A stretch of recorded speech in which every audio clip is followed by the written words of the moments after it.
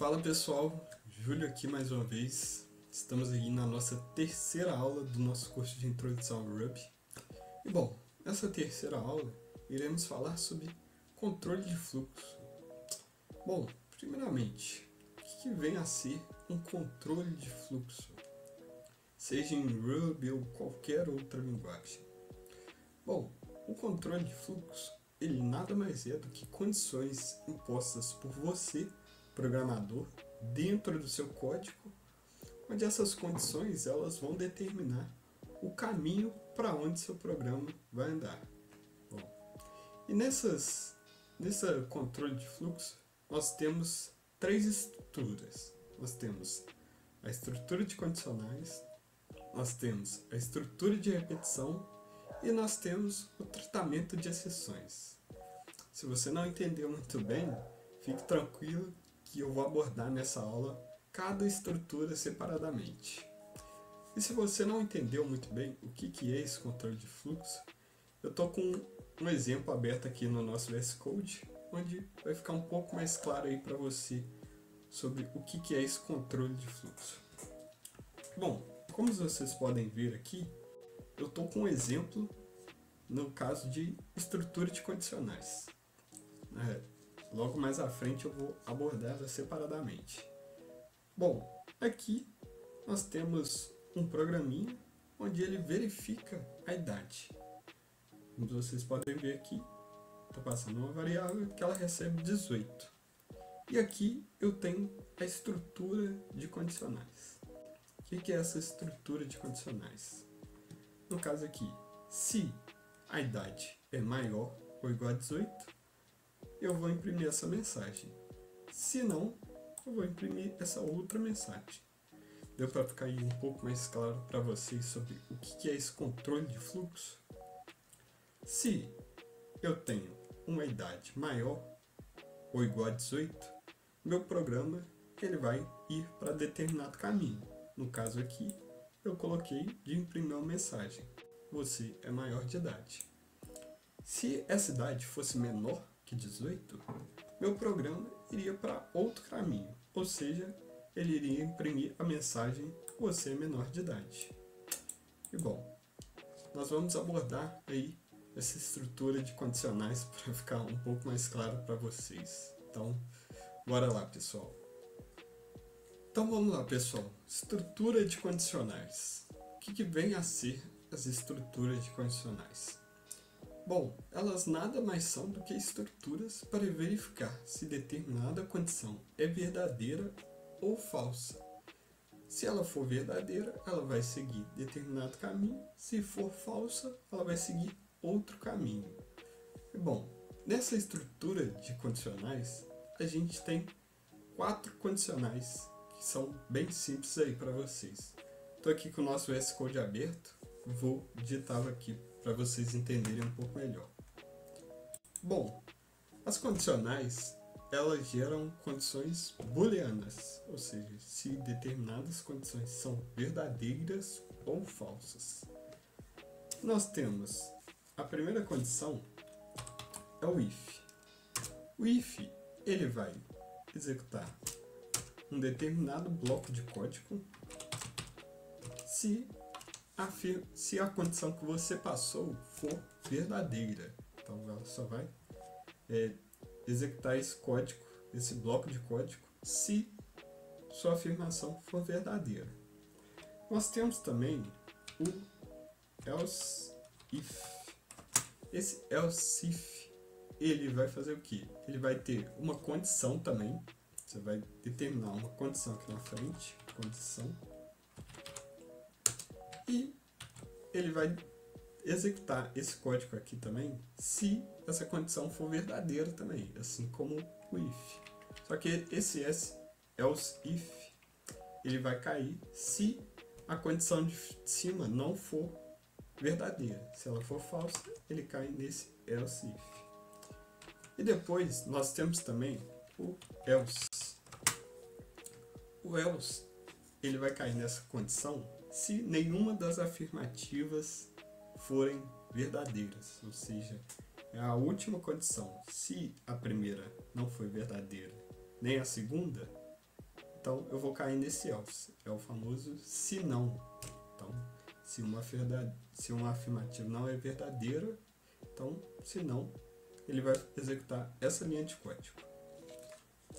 E nós temos também no Ruby, eu não vi nenhuma outra linguagem com essa condicional, que é o unless. O unless, ele é o contrário do if, ou seja, ele vai executar determinado bloco de código se a afirmativa não for verdadeira, ou seja, se a condição for falsa, ele vai executar o bloco de código, ao contrário do if. Bom, vamos fazer um exemplo aqui para ficar um pouco mais claro para vocês. A gente vai usar todas essas condicionais para vocês verem como funciona. Então eu vou reaproveitar aquele código que eu passei na introdução, que é para verificar se você é maior de idade. Só que a gente vai aprimorar ele um pouco. Então a gente vai ter uma variável idade, que eu vou atribuir o número 18 para ela, 18 anos.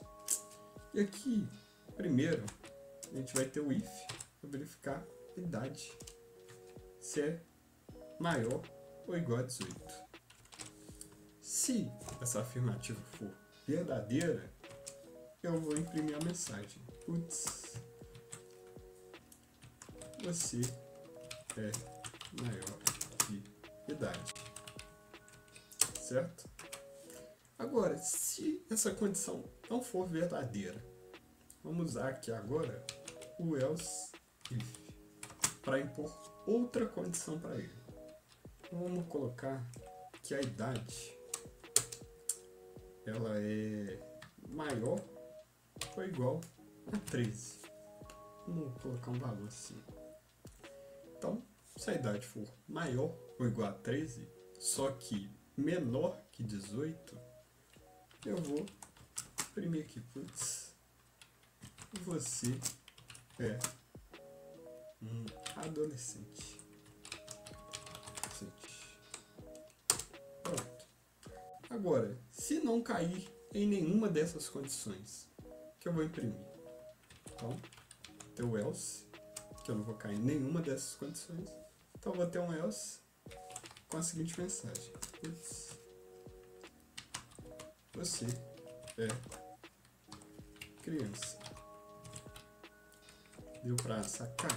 E no final desse bloco de condições, você sempre tem que terminar com int. Que aí você vai ter esse bloco de condições. Se eu não cair nessa, eu vou cair nessa. Se não, eu vou cair nessa. Viu?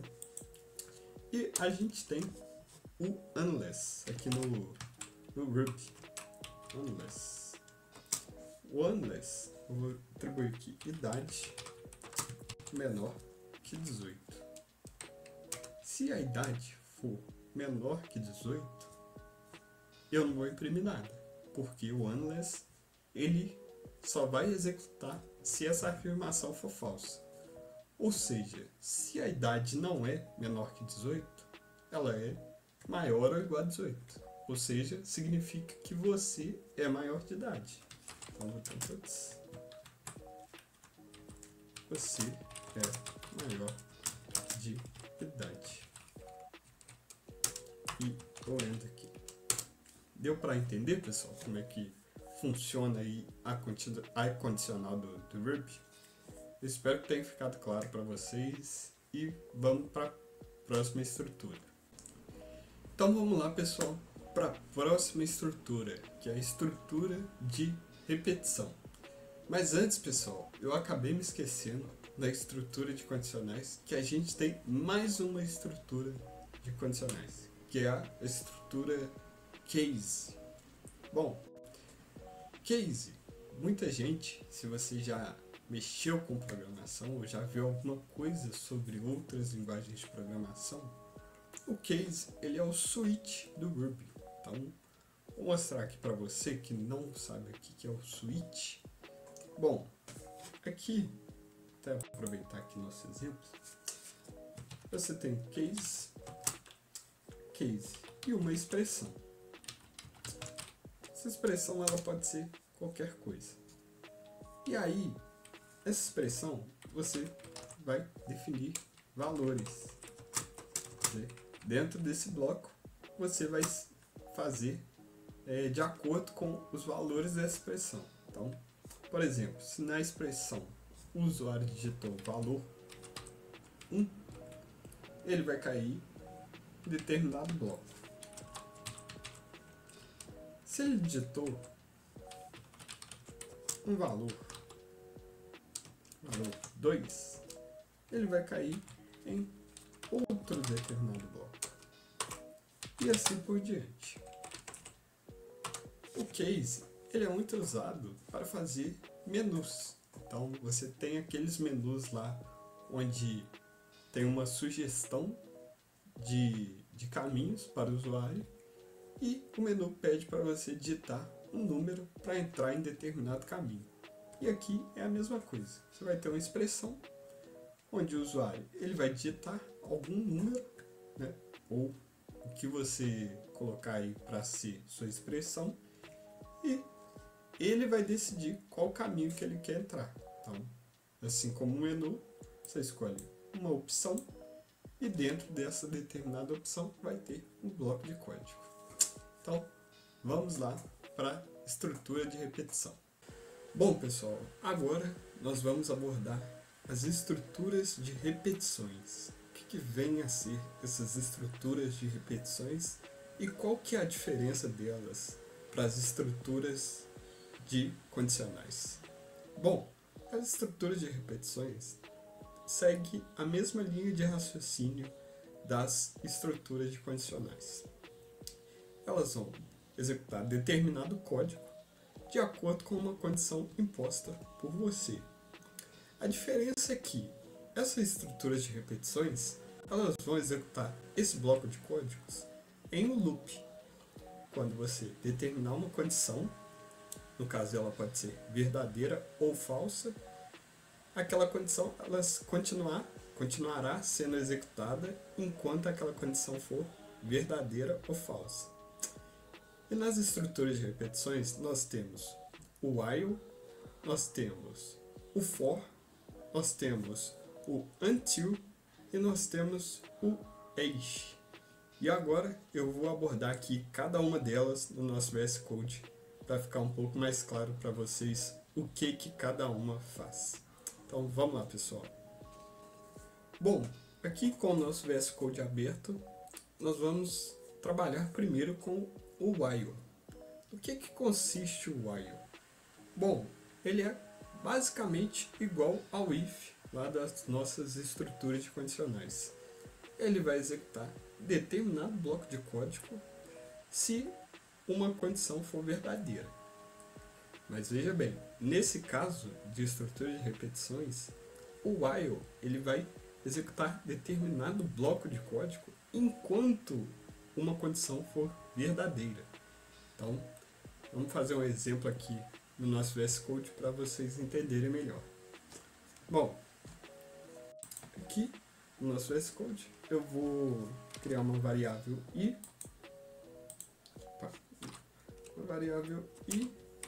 valendo 0.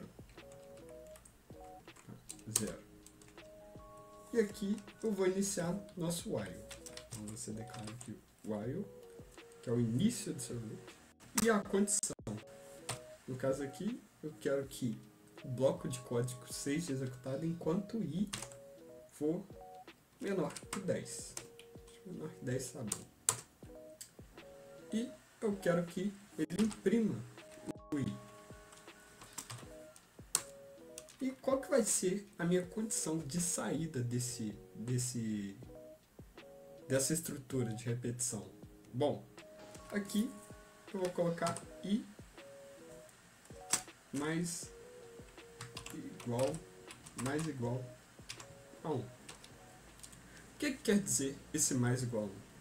Toda vez que ele passar por esse loop, ele vai atribuir a variável i mais 1. Então, ele vai começar em 0, vai atribuir mais 1, depois ele vai voltar no while de novo, vai verificar que o i ainda não é maior que 10, ainda é menor que 10, e vai continuar executando. Até o momento em que i vai ser igual a 10. Essa é a nossa condição de parada e de saída no nosso laço. Então, vamos lá. Então, vamos ver aqui.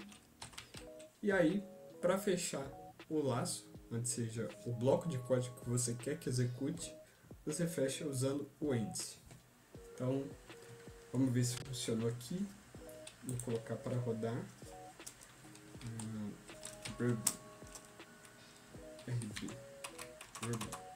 app.rb. Bom, pessoal, que foi uma falta de observação minha. Tá vendo que deu um erro aqui de sintaxe? É porque eu acabei não vendo aqui, tem uma vírgula aqui, tá zero. Mas enfim, vamos executar aqui agora. Opa, não salvei não, cara.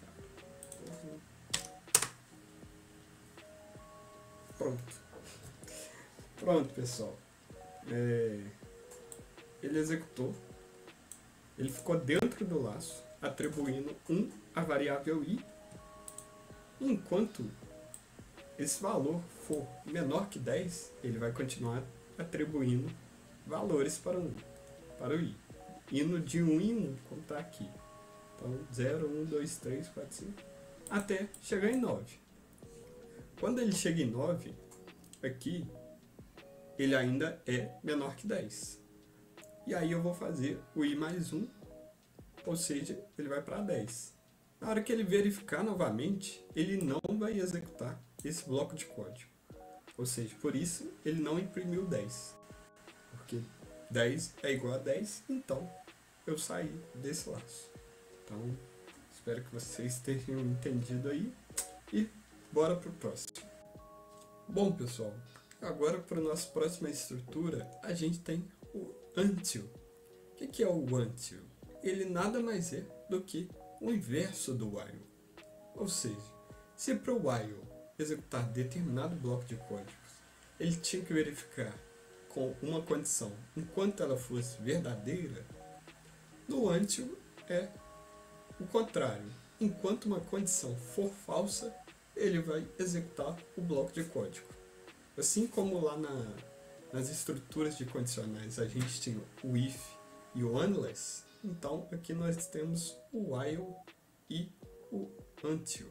Então, vou fazer um exemplo aqui para vocês, para ficar mais claro aí. A gente vai pegar o mesmo exemplo que a gente fez no while, só que agora para o until.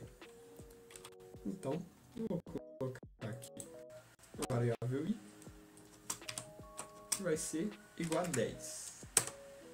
Depois, a gente vai colocar o until para verificar.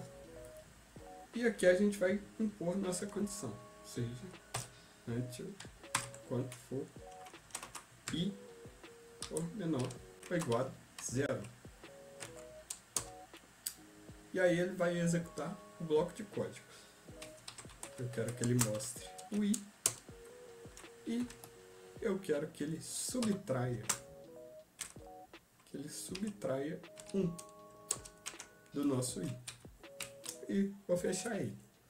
Bom, se no while a gente colocava valores para ele somando para sair do nosso bloco de código, aqui a gente tem que ou somar ou diminuir, né? Isso depende muito do que seu bloco de código está fazendo e da condição que foi imposta para ele sair desse laço, né? Aqui ele vai verificar i é menor ou igual a 0, ou seja, igual a 10. Ou seja, isso aqui é falso. Se isso aqui é falso, então ele vai executar esse bloco de código. E aí ele vai subtrair de 10. Ele vai subtrair de 1 em 1, enquanto estiver nesse laço, até que i seja igual a 0. Quando i for igual a 0, ele vai verificar que é verdadeiro. E aí, se for verdadeiro, ele vai sair do nosso laço. Então, vamos verificar aqui se rodou. Vou dar um Ctrl S, né? E vamos rodar aqui. Bom, agora foi.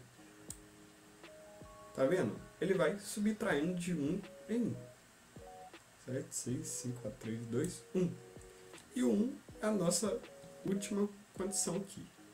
Que ele vai subtrair 1 e vai ficar igual a 0. Ou seja, I é igual a 0, verdadeiro. Então, ele vai sair desse laço. Se fosse no while, I é menor ou igual a 0, seria verdadeiro, e aí sim ele seria executado esse bloco de código. No until é o contrário. Então, é isso, pessoal. Agora vamos para a nossa próxima estrutura. E agora, para a nossa próxima estrutura, pessoal, nós temos o for. For, ele é usado aí para você determinar uma condição do seu loop rodar. Então, você pode determinar o quanto você quer que seu loop aconteça. Diferentemente do while ou do until, que executa aquele bloco de códigos enquanto uma condição for verdadeira ou falsa, no caso do until, o for ele é pré-determinado pelo programador para você saber o quanto você quer que aquele loop aconteça. Então, vou fazer um exemplo aqui para ficar um pouco mais claro para vocês. Então, vamos lá. Aqui, eu já posso criar direto aqui um for com uma variável i indo de 0 até 10. É assim, galera. De 0 até 10. E aí eu vou mostrar aqui o i para vocês verem aí esse i crescendo, né? Esse i aumentando os valores. Bom, deixa eu dar o Ctrl S aqui, salvar. Então o que vai acontecer nesse for? Eu vou ir de i indo de 0 até 10. Então, cada vez que eu percorrer esse laço, eu vou ir i 0, 0 aqui que eu vou mostrar, depois próximo 1, e assim 2, 3, 4, até 10. Então, é uma condição aí que eu impus quantas vezes eu quero que esse laço aconteça. Então, vamos rodar aqui para ver se deu certo. Aí, pronto. Tá vendo que ele começou do 0 e foi indo de 1 em 1 até 10. Então, eu executei esse bloco de código 10 vezes aqui, de 0 até 10, né? Caso 11 vezes. E é isso. Vamos para a nossa próxima estrutura. Agora, pessoal, para a nossa última estrutura, nós temos o eixo. Bom, no que consiste o eixo? Ele nada mais é do que uma estrutura de repetição que vai seguir um vetor ou uma matriz. Enquanto tiver valores nessa matriz, ele vai executar determinado bloco de códigos. Ou seja, ele segue uma matriz e vai seguindo valores um por um e assim executando o bloco de códigos abaixo. Então, enquanto houver valores dentro dessa matriz ou vetor, ele vai ser executado. Então, vamos fazer um exemplo aqui no nosso VS Code para ficar mais claro aí para vocês. Então, antes de colocar o eixo, eu tenho que ter um vetor ou uma matriz. Então, a gente vai fazer aqui um vetorzinho de números. Vou colocar aqui números. Vamos colocar aqui 1, 2, 3, 4. Não precisa ser na ordem não, tá, galera? Pode colocar aqui, sei lá, 55, 74, 12, 32, 14, 11, enfim. Acho que aqui já tá legal. E aqui a gente vai colocar o eixo. Não, a gente vai colocar aqui a nossa matriz, ou nosso vetor, no caso eu chamei de números, vai colocar ponto eixo, que é a estrutura que vai percorrer esse vetor. Então, ponto ex. E aqui eu vou querer que ele faça, vou colocar esse do, faça, colocar aqui barra e colocar o nome de uma variável aqui, colocar número, não números. Por que eu estou colocando esse barra número aqui? Esse barra, número barra, ele captura a variável que eu estou percorrendo naquele exato momento. Então, para a gente ter uma ideia aí de como ele está percorrendo. E aí eu vou querer que imprime esse número aqui, para a gente verificar por onde ele está percorrendo e se ele está passando em todos os valores do vetor. Vou colocar um int aqui. Então, o que ele está fazendo aqui? Ele está percorrendo esse vetor e aqui eu estou guardando o valor de cada vetor desse aqui, né?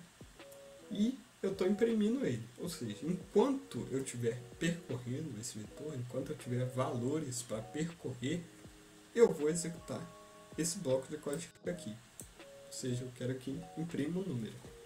Então, vamos ver se funcionou. Vamos executar aqui. Vamos ver. E pronto. Aí. Ele percorreu do 1, são 2, 3, 4, 55, até o 11, que é o nosso último valor do vetor. Ou seja, enquanto tiver valores naquele vetor, ele vai executar determinado bloco de códigos, né? É considerado aí uma estrutura de repetição. E é isso, pessoal. Eu espero que vocês tenham gostado aí dessa aula.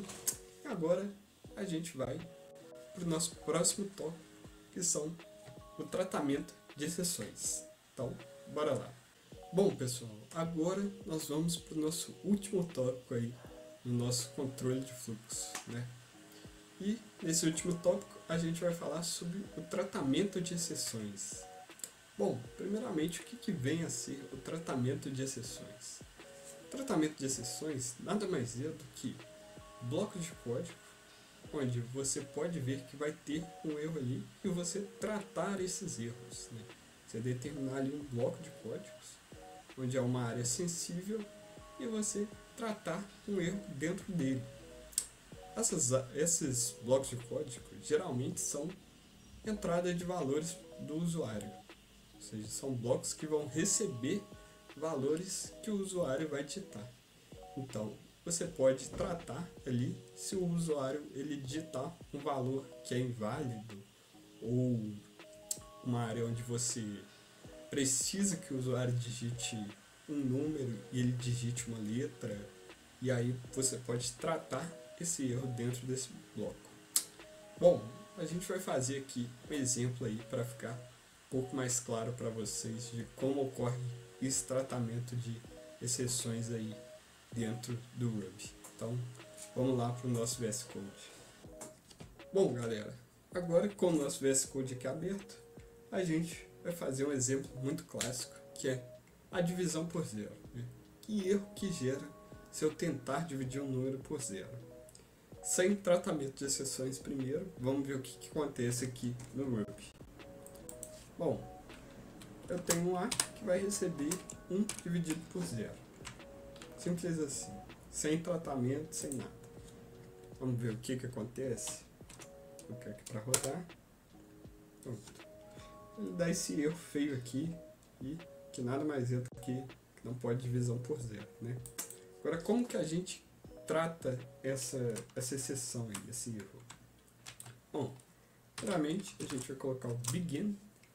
Dentro desse begin é todo o bloco de código que pode vir a gerar algum erro. Então, esse A igual a 1 dividido por zero vai estar dentro desse código. Então, vou colocar aqui begin A recebe 1 dividido por zero. E depois a gente vai ter o rescue. O que é esse rescue? É a mensagem que a gente vai gerar caso esse erro aconteça, ou o bloco de código que a gente vai executar caso esse erro aconteça. Então, eu vou colocar aqui a mensagem do erro de divisão por zero, que é 0 division erro. E vou jogar ela para um Ezinho aqui, caso eu queira exibir ela lá embaixo. Então, se acontecer esse erro de divisão por zero, eu vou imprimir uma mensagem. Fazer aqui, vou colocar putz, erro na divisão. Certo? E pronto, eu tratei esse erro. Agora, e se não caísse nesse erro?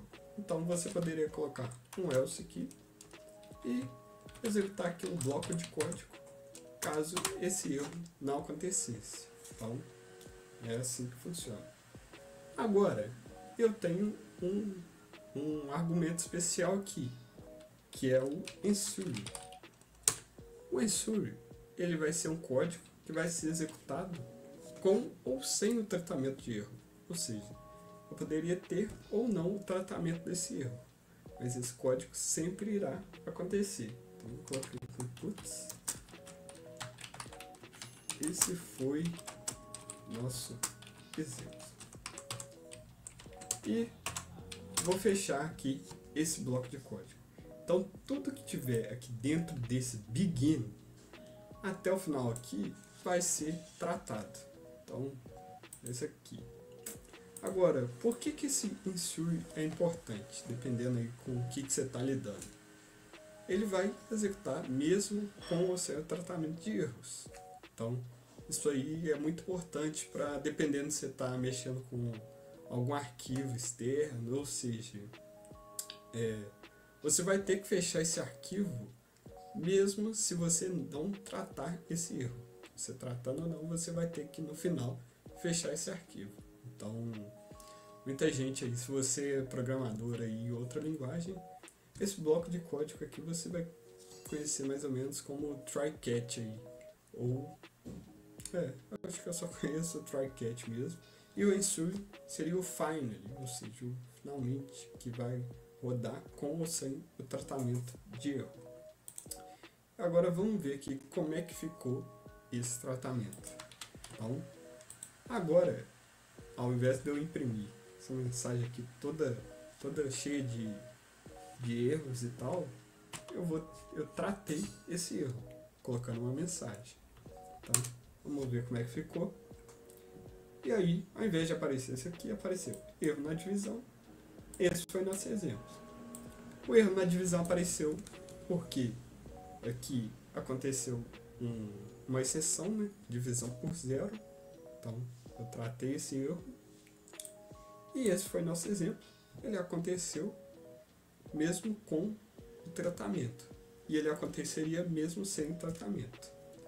Agora, se você quisesse aqui colocar para o usuário a mensagem, ou seja, o erro que aconteceu, só você colocar o cerquilha, abre chave, fecha chave, que é para a gente colocar um valor em uma string que vai ser imprimida, colocar aqui e.message, que é onde a gente alocou aqui esse erro que foi gerado. Então, se eu executar novamente,